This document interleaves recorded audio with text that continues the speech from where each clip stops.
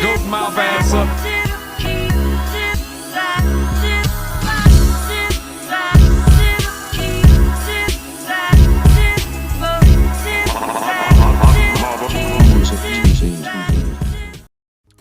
Oh, yiggity, you know who it is, Jay Lava, and you read the Keep It P podcast, where we take news and situations, everyday occurrences, and we show how one could have and could not have been keeping it P. And I'm not trying to tell you what to think, I'm trying to show your ass how to think.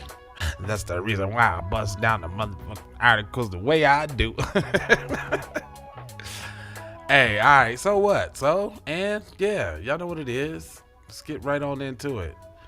So, the question that I'm asking is, are Africans willing to team up with any and everybody just to slight and compromise and sabotage us as Black Americans?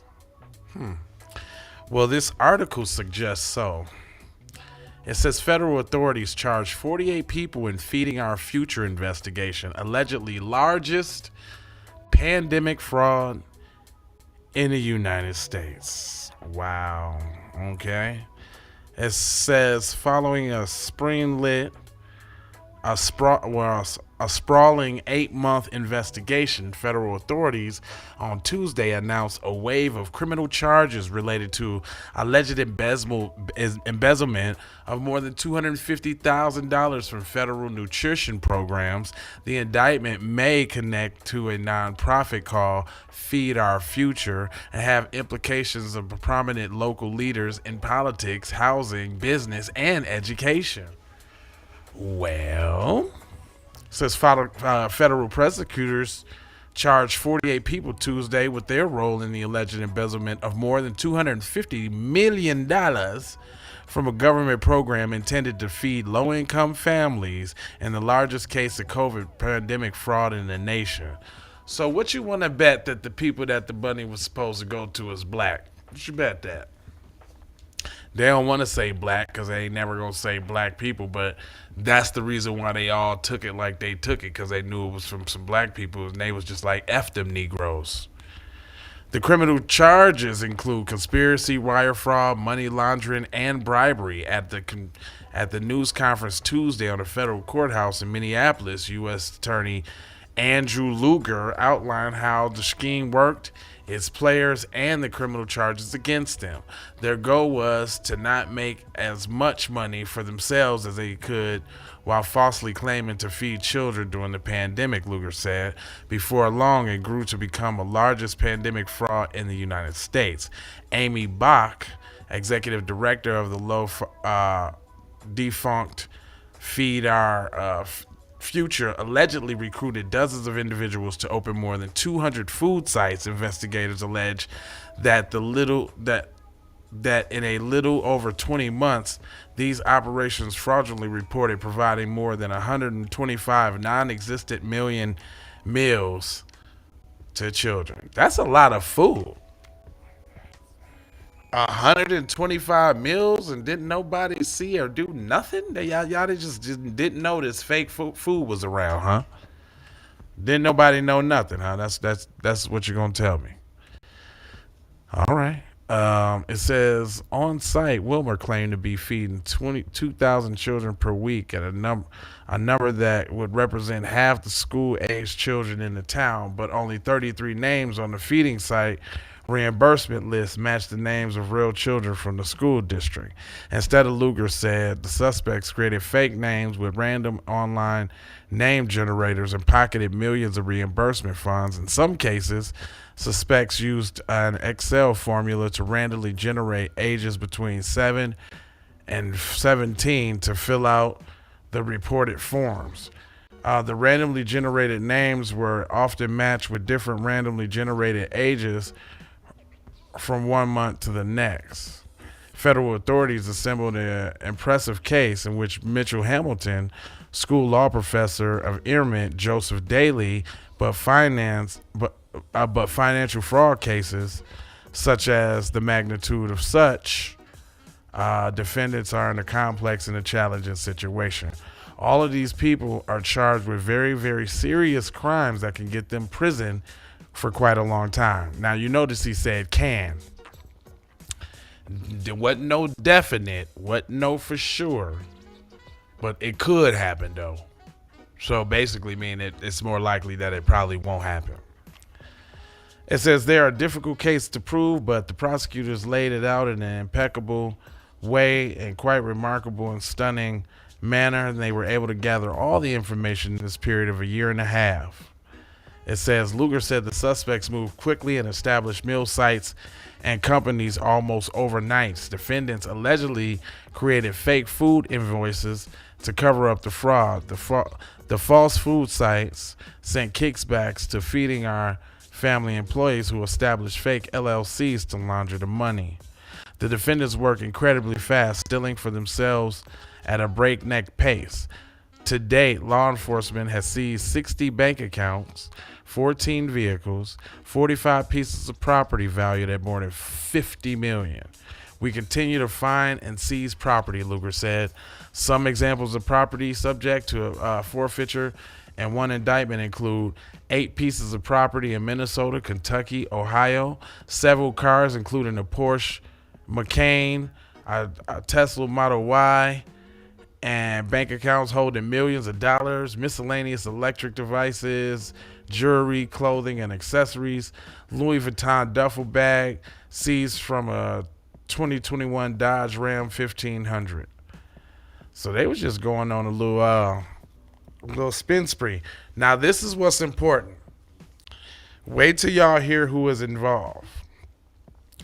The indictment announced Tuesday to have ensured influential political players, nonprofit executives, and education leaders. Among those charged today include Amy Bach, Abdi Salah, Shamarke Issa, like Issa Rae.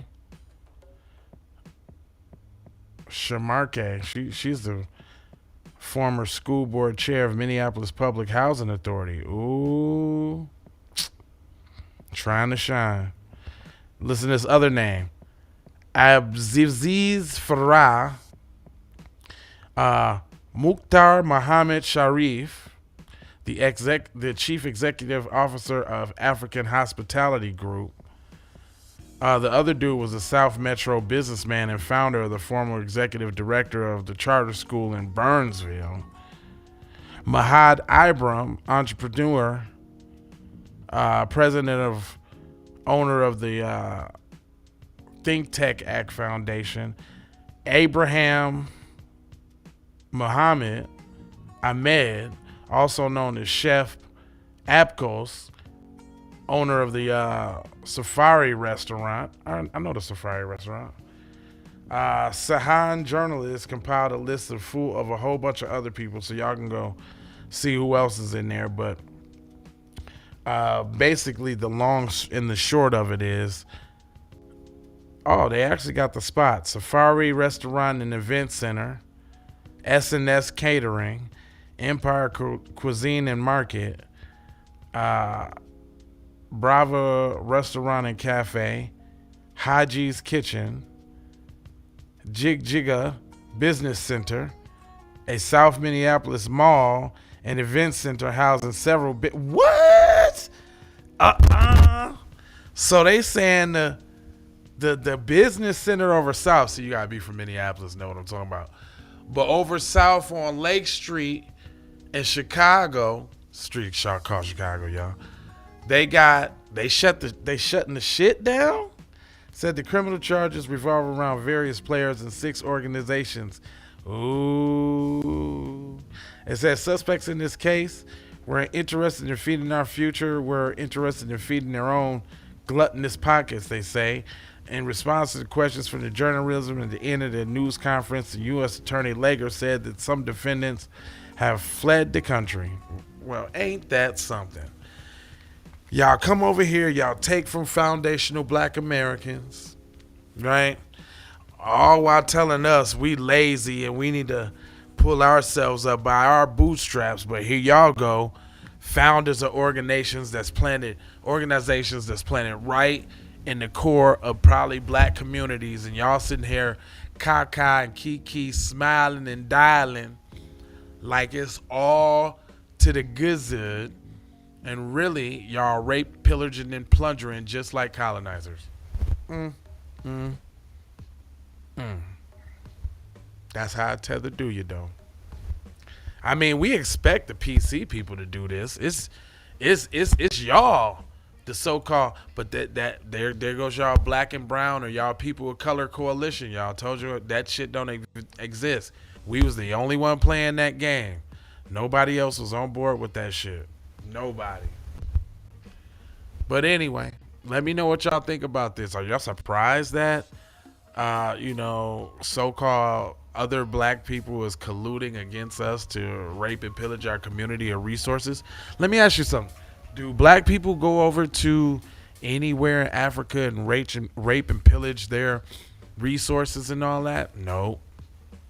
Do we go over there and get into their political system and then try to tell them what they don't deserve and what they don't need and what they ain't supposed to get? No. We don't do that. But they do. Anyway, I ain't gonna hold you. I'm gonna just mold you, fold you, and scold you about being all the way up on all type of codes. And I got 4 words that I'll leave you with now.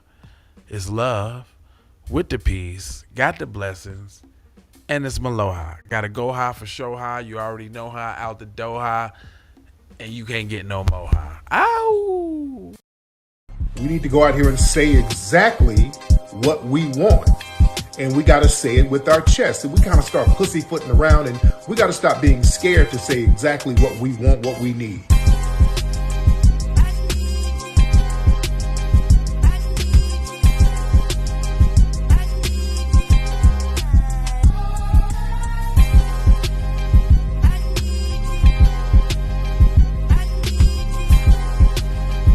We need that paper.